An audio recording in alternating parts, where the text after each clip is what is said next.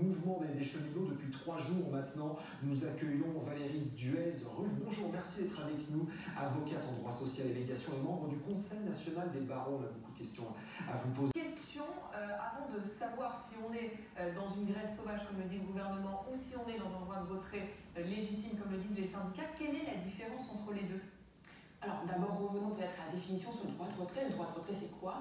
C'est quand un salarié subit une situation de travail dans laquelle il a un motif raisonnable de penser qu'il y a une situation de danger grave et imminent pour sa santé ou pour sa vie ou sa sécurité. Et du coup, la différence avec une grève, c'est qu'il n'y a pas de préavis. Alors effectivement, il n'y a pas de préavis.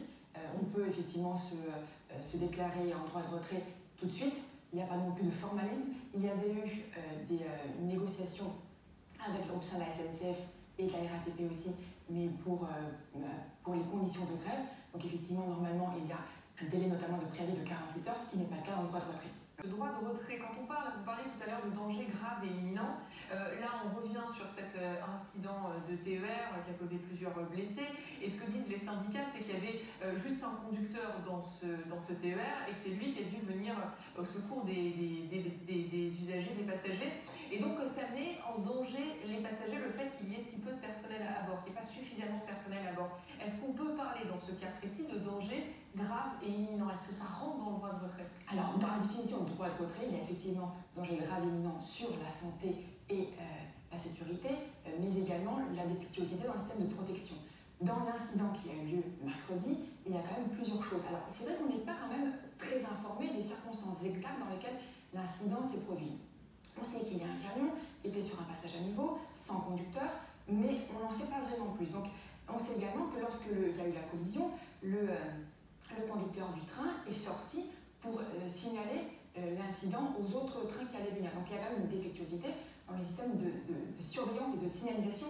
Donc il y a quand même plusieurs choses qui sont concordantes pour signaler que peut-être qu'il y aurait effectivement un danger grave et imminent. Et sur l'absence de contrôleurs à bord, il est vrai quand même qu'ils sont tout seuls, ils sont isolés dans leur cabine.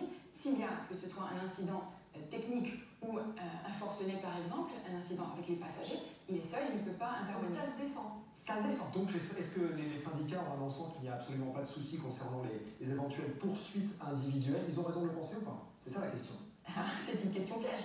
Parce qu'en réalité, le juge devra s'attacher au cas par cas, avec les éléments factuels, à savoir s'il y a une situation de danger grave et imminent qui justifie le droit de retrait.